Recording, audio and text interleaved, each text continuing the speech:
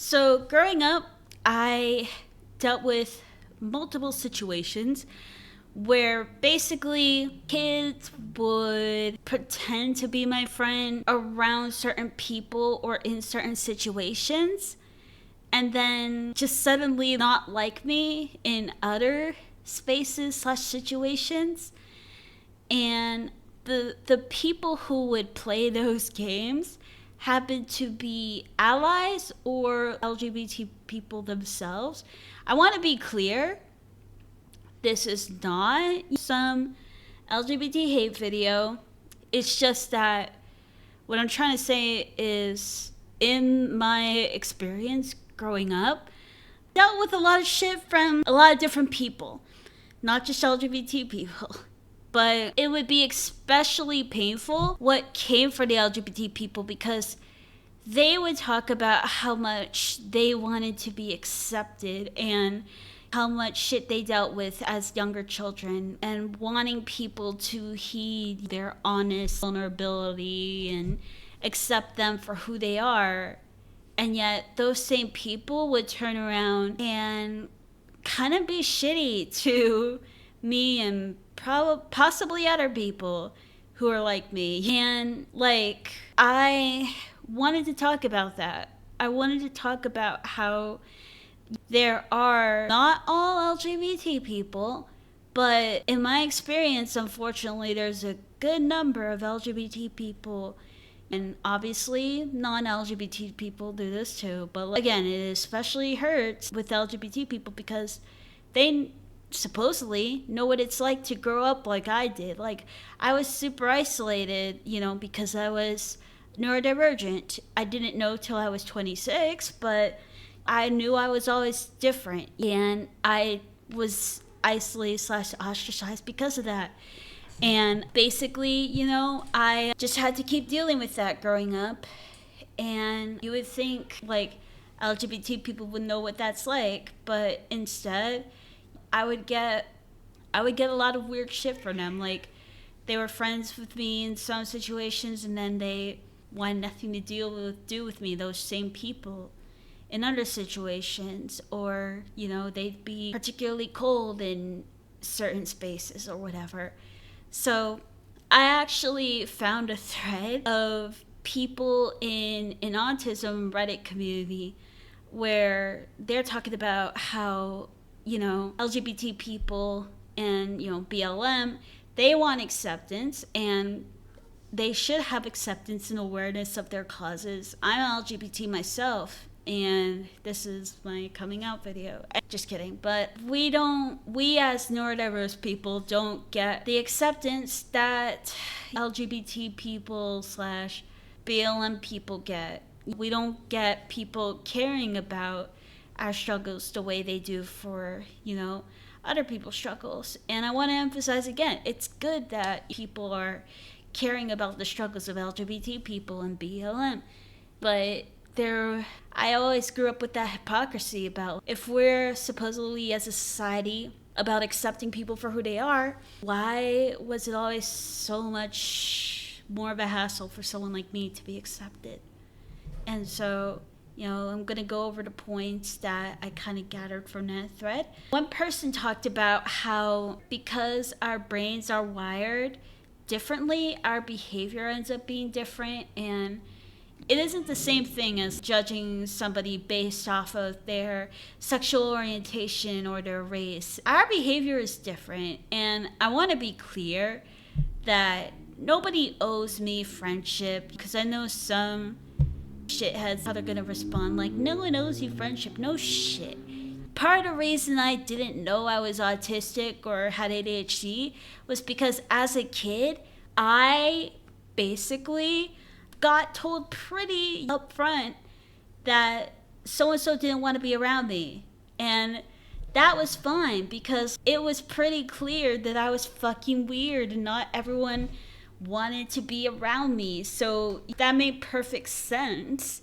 But as I grew up and actually moved to a different state, people would start playing these weird ass games of like, oh yeah, you're totally our friend, dude. Yeah, we're totally inclusive. But then they would just kind of like fuck with me in certain situations where I guess they felt safe to do so, because they actually didn't really like me. They didn't want me around. But because they sometimes were nice to me, I was like, what the fuck is going on here?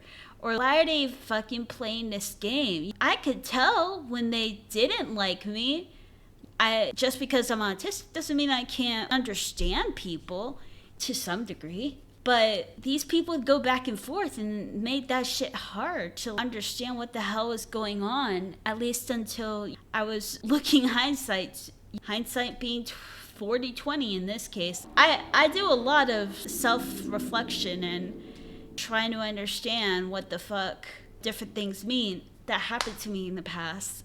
Basically, because our actual behavior and personalities are different because of our different brain wiring, it is harder to be like, oh, we're just like everybody else. It's easier for people to kind of be like, well, I just don't like them, which, if that's the case, fair enough. I think there's definitely a societal level of writing off like neurodiverse people as these just completely different people who aren't normal and don't need the empathy that is given to BLM and LGBT people, because they're just like us. They're just gay, or they just have more melanin in their skin. Like, it's not so easy to make that argument with us. First impressions are super important, and our culture loves eye contact and being a certain kind of outgoing, not super bubbly, not like how I can be, but like, they like outgoing people, eye contact, being proactive, which we just aren't.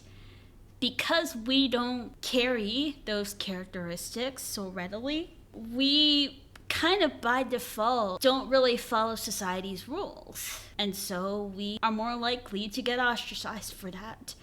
A lot of people who support like LGBT or BLM as like allies, a lot of it is virtue signaling. A lot of it is just doing it to look good and really not caring about the causes anyway. So some level of the support that LGBT/BLM people get is pretty shallow. The bottom line with that is these supporters, they don't actually have the caring heart of gold to care about everyone who's different from them. They just want to look good, and since the LGBT and BLM movements are these big, powerful political movements, it serves people's social score well to support these highly visible, highly political movements.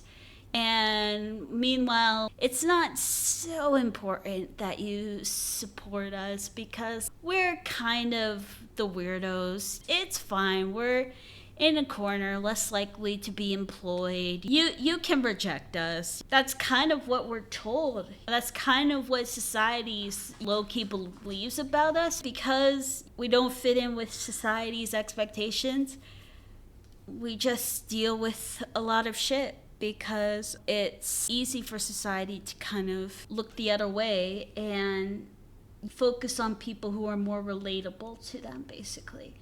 Again, I have no, shame to the LGBT community or BLM or any other movement. I'm just trying to say what the reality looks like. If I have a goal for this video, it's that people will start to more and more see neurodiverse people as a similar group of people just trying to be accepted. The response to RFK's autism comments was actually very heartening, that people were like, wow, what a piece of shit. When he talked about autism, there wasn't the debate you see with the R word, for example. Like, is it really that bad to say the R word? No, you had people straight up like, fuck that guy for saying those things. So thank you. Thank you very much to the people who responded that way to RFK. And for the record, the R word is bad to say. Don't say the R word either. There are a lot more points I should get to, but a big problem that a lot of these points connect on is we are very different from the agreed on societal standard, however narrow or forgiving that standard is. We very much defy it, hence the neurodiverse title.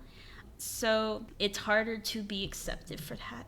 And on that note, because we are different as far as how we behave, it's in many people's minds, at least subconsciously, probably not seen so much as discrimination as it's just like, well, I don't like those people. And because I don't like those people, I don't really think about advocating for them. Potentially in other people's minds, any conversation about neurodiverse people is how people might have viewed anime fans in the early 2000s, where it's like, oh, those people are trying to hold a con at the school. I mean, I ain't got nothing to do with that. Good luck, I guess. It's like, they don't really care about us because we're a different breed, so to speak, from them. So they don't even think about us potentially as people who need support. There are people who were in this Reddit thread who are like, I've never experienced the kind of hypocrisy some LGBT and BLM people / allies put on display. And genuinely, I am happy for you if that's been your experience. No sarcasm or anything there. I genuinely am happy for you, and I pray that it stays that way. Unfortunately, that wasn't my own experience, but I do want to point out, to my point, not all progressives are hypocritical, so thank you so much to the progressives who do treat neurodiverse people like normal people. It feels weird to thank people, but it's also like, if I'm gonna be any kind of advocate, however imperfect I am, one thing I kind of complained about with other advocates is that they never show appreciation for people responding to their advocacy efforts. Like, no one should have to do any of this. Everyone should just be accepted for who they are. But since we have this problem, just you may have spilled a glass of milk and you knew that should not have happened. Somebody help you clean up the milk. I know it's quite a small example compared to what we're talking about, but it's still good to just say thank you. So thank you. All right. People also may just not know, because of most people not having to deal with neurodiversity, they don't really know about these conditions like autism, ADHD, and all that stuff, and how these conditions work. And they don't talk to other neurodiverse people to learn about the struggles we have. So plain ignorance is a big part of why the landscape looks the way it does. Not sponsored, but can confirm, LMNT is actually pretty good. I don't know if it's worth $8 for the pack of like 6 sticks, but they are good. They aren't as salty as some people claim they are. Some people really emphasize like how much salt is in it. Don't worry, it's not like overpowering. If you've had like electrolyte flavor packets, it's basically like that. They just have good flavors. I think this one's the watermelon one. Sam in the back there is reminding you to please subscribe, ring the bell if you like what you're hearing. If you like this good old mic or hearing Sam sing in the background, like and subscribe, ring the notification bell. Thank you. Also, 50 subscribers. Thank you so much. This is a serious video, but gotta put in some levity. Some people say that, oh, it'll happen eventually. People just need time to get used to the neurodiverse thing. Respectfully, you've had just as much, if not more time to get used to us as you have with like LGBT people or people having different levels of melanin in their skin. I don't know who to be more annoyed with this sentiment, because listen, all these different types of people have been around forever, and we are quite a bit behind other groups as far as advocacy, and there is more of a recognition of neurodiverse people, but it's definitely nowhere near what it is for like LGBT or other groups of people. And I can see to a degree the point about how, as a movement, the neurodiverse movement is younger, and in 50 years, yes, it could be as big as the LGBT movement. But the big question there is, why is it so much more behind than other movements? Like, there is luck or whatever else, coincidence in there, but I do feel like there are hidden rocks, so if you will, in the path of us being accepted. And some of those I've already talked about, but those things and anything else I mentioned in this video are making that timeline not just, a later timeline, but it's going to take more time, and there's going to be more setbacks. And I don't know if pushback is the right word, but there's definitely going to be more hesitancy for people to accept us the way that they have with LGBT people or BLM, because multiple reasons. So I feel like when people say, oh, it's just a matter of time, that's ignoring real obstacles that do and will still exist until we actually address the specific obstacles of neurodiverse people getting respect. So we have to actually address these and not just be like, oh, relax, Jimmy, it just takes time. And there is some truth to that, but it's a bit more than just waiting around, Jimmy. The nature of our condition, being neurodiverse, struggling more to interact with, normal society and get through the normal channels of getting attention drawn onto our issues, make it so that it's been harder to put a movement together to begin with.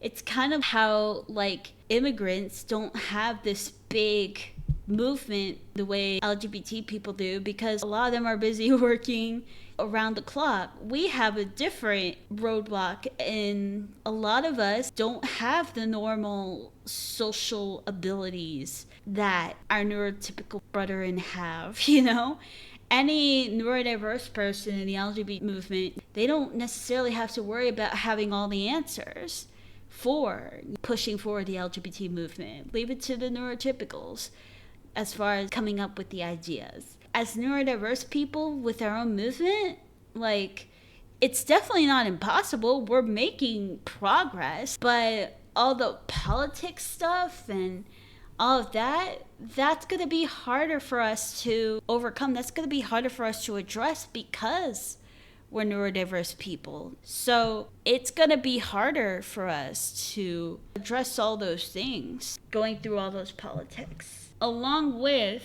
already struggling with the social/political navigation of creating and empowering a movement. We have neurotypical people who've already essentially stolen the mic a bit, where Autism Speaks and similar organizations have already created a perception of autism as a disease. And that is an impression that we have to fight every day. Oh yeah, it's just a disease. So it's something that we actually should work to cure, not accept. Just like a lot of us neurodiverse people have bullies and naysayers that we have to fight, just to, get past them, just to start to achieve things in our life. We have to fight the basically misinformation via Autism Speaks and similar organizations to get our real identity out there in public, so people know what allying with us would actually look like, what advocacy for neurodiverse people would actually look like. And also, since neurotypical people, they exaggerate like motherfuckers, and they think we are probably exaggerating when we talk about what life is like for us autistic/ADHD people. So they think that It's pretty much why we get phrases like, oh yeah, everyone's a little autistic. And basically, they use that to claim that they have an understanding of neurodiverse people and just walk away and go about their day thinking, yeah, that neurodiverse stuff isn't a big deal. Even though if you look at statistics, like the violence we deal with is at a very high rate, who cares about that? They're just people who struggle a little bit to focus. Wild shit. But yeah, they think it's similar to, a little brain fog they might go through if they have the flu, or, social anxiety they might experience, or phone anxiety they might experience. Also, because LGBT and BLM are big political movements, people who are influencers online, they can get a lot of money for creating content that supports LGBT. And I know most people aren't talking about these causes for the money. They, if anything, work to raise a lot of money for good causes, and it's truly, truly appreciated. But you do have the grifters out there. There are people in this Reddit thread, and I would probably agree. This has been my personal experience. Like, I'm a person of color. I'm also LGBT, neurodiverse. But the neurodiversity is probably the shit I deal with the most. It's the most challenging thing out of all those identities. Just because there's so little like advocacy / understanding for it. And again, people just see us as weirdos that are acceptable targets of abuse or bullying or all that fun stuff. So there's that. There was one quote that I really liked, so I'm just going to read it verbatim. They're like the choir boy bullies. They could stand in front of their community doing the Lord's work, and when no one's looking or caring, they'll give you a black eye and steal your lunch money. That pretty much sums up the kind of experience I've had with some of these advocates, whether they're part of these minority groups or not themselves. They'll stand out there doing the Lord's work, and then they'll do all this bullshit in the background. That just felt like the perfect sum up.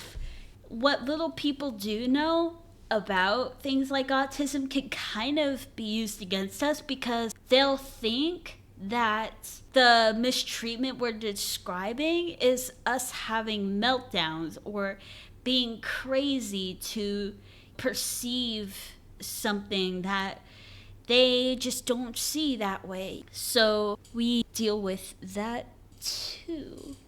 Another sentiment that at least one person brought up is one group at a time.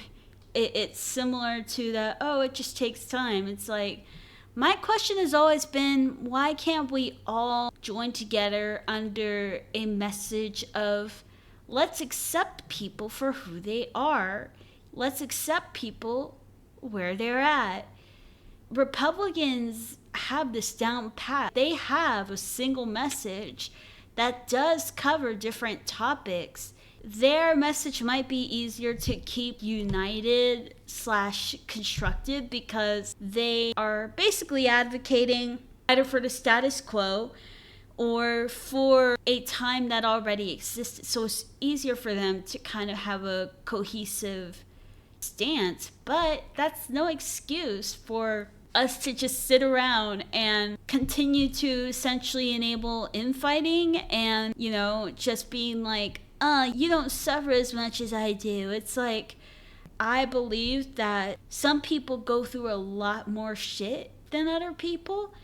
When I say that, I ain't trying to say, you don't have the right to whine. Everyone has the right to feel however they want to about their problems. You just want to look out for other people as well and be there for them and support them with what they're going through as well. Also, if somebody supports neurodiverse people, It's just not the nice, warm, fuzzy, virtue signaling picture that it would be if they were waving an LGBT flag, because how people as a society feel about neurodiverse people is a whole, no pun intended, spectrum. So again, it's not so straightforward like, oh, you're supporting LGBT, that's so cool because they're so cool. It's like, you're supporting the weirdos, man. Like, that seems to be what some people think. Literally, we as autistic people grow up basically being told that we're always wrong, we're always doing something wrong, where LGBT people and black people, like, and any other race / identity, growing up, more and more people are telling them, you're great, you should love yourself, you're fine just how you are. It's not so easy with the neurodiverse community. We might be told it's okay to be yourself, but day in and day out, even with that inclusive messaging, day in and day out, we're being told that, oh, if I flap my hands like this is wrong. Oh, if I do a silly dance in line because I saw somebody else do it, I'm wrong for that. Oh, I spoke out of turn. Oh, I was loud about protesting the bullying I was dealing with low-key. Oh, I hold the pencil wrong. It would be like, if somebody was exploring their gender identity and they were born a girl and they come in wearing a Transformers t-shirt and they had their mom cut their hairs to style it like a boy's to see what it was like. And people ratted on them because, oh my God, you're wearing a Transformer shirt. That's for boys. Just being criticized for every choice that they made that wasn't normal. That's what neurodiverse people deal with. Other people don't deal with that. Ableism is so normalized that it's one of the few things that people can be criticized and broken apart for. And whoever does that shit is still seen as the beacon of inclusivity. It's great. Autism in general, I mean, we may behave at times in ways where it's not appreciated. We're told, like, you can't do this or that, but it's, in general, not as easy for anyone to look at us with one glance and tell, oh, they're autistic. Unless you use, like, stereotypes you can confirm with one look. Like, most LGBT people, you can look at somebody and they could be in a gay relationship. They're holding hands with a man, or a lady holding hands with another lady, and it's like, oh, they're gay. Or you might see somebody wearing drag. Oh, they're like part of the LGBT movement. Or you just see someone who's black or Spanish, and it's like, they're, them, but we accept them. It's harder to find the autistic person.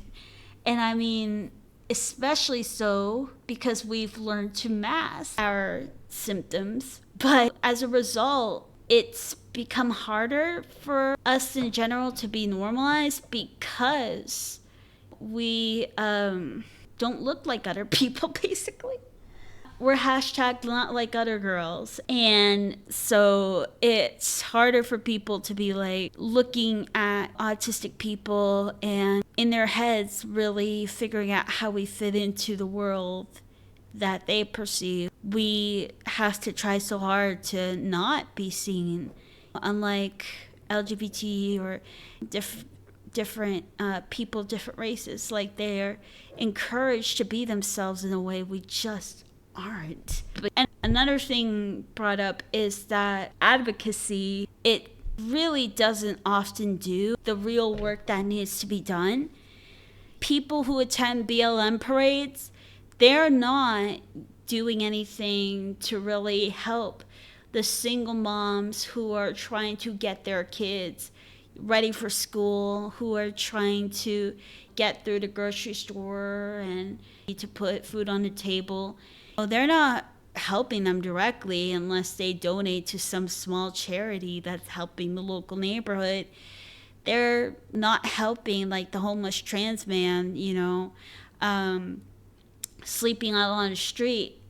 They're not directly helping that person. They're not giving them a blanket. They're not doing anything to really help any of those actual people dealing with the oppression that advocates talk about. They're just setting up tables in nice air conditioned or good weather outdoor environments, and that's that in many cases. So it's not even like these groups that are advocated for get all that much overall benefit from the activism, but definitely they are a lot more accepted by society as far as just like social, societal belonging. Their physical needs don't necessarily get addressed, and that is a result of like past and current oppression. But at least, that store put an LGBT flag in their window, right? So activism in itself is kind of a shallow thing. And yeah, I mean, tribalism is a big thing. It's alive and well, and it's something people are, it's ingrained in humanity.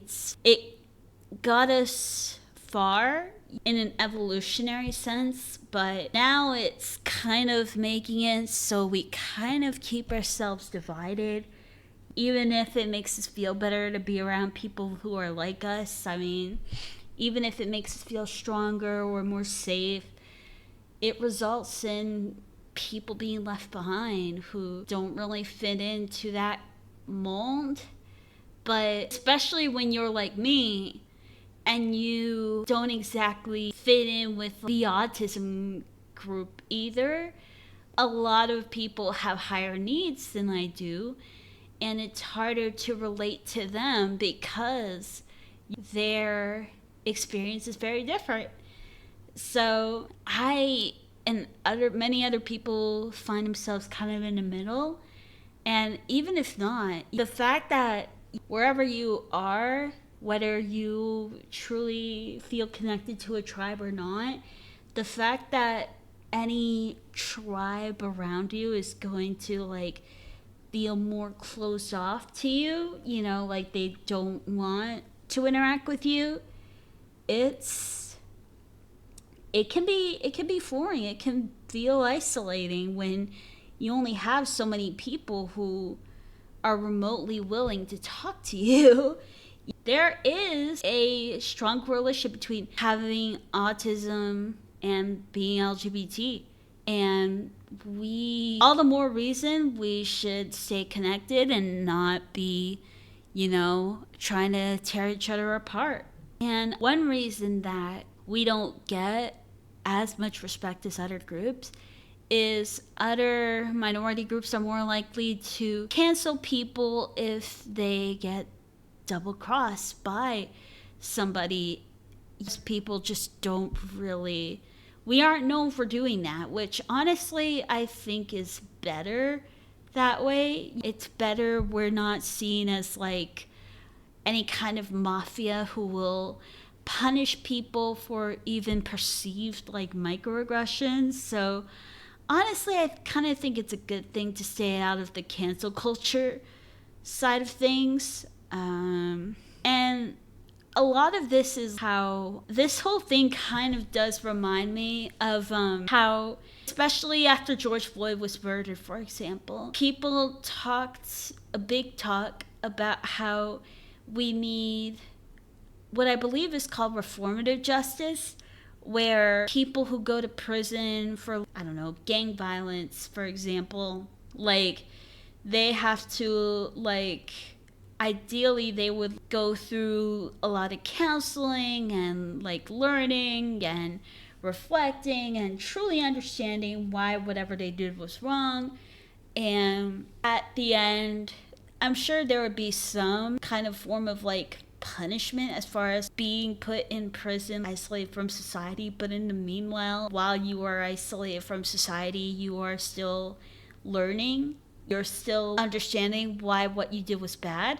You're not just kind of like left there to rot. People don't really believe in that kind of restorative justice in practice, though. They think all criminals should basically rot in hell unless they were shoplifting for survival. They should just rot in hell. That's literally how people feel. So almost nobody can really talk about really believing in restorative justice. Almost nobody can talk about believing in making society a better place in that sense, because most of y'all still think that most criminals at least should rot in hell. Thank you so much for watching this. I don't feel like this is going to be the most cohesive video, but hopefully you got something out of it. Like and subscribe, ring the bell if you liked it. Comment down below what your experience has been in this dichotomy. Thank you and have a great day. Bye. Also, hi.